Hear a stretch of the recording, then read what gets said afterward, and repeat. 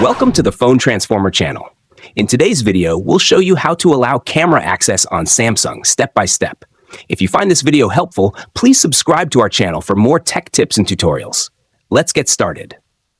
Step 1. First, open the Settings app on your Samsung device. You can find it on your home screen or in the app drawer. Step 2.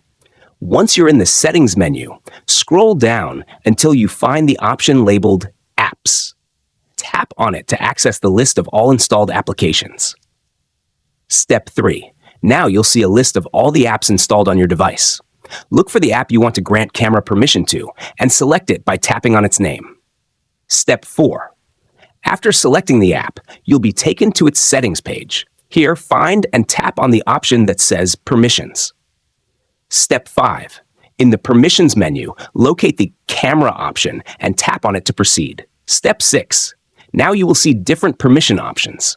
If camera access is currently set to Don't Allow, you need to change it. Simply tap on Ask Every Time or Allow Only while using the app, depending on your preference. And that's it. You've successfully allowed camera access on your Samsung device. Thanks for watching, and see you in the next video.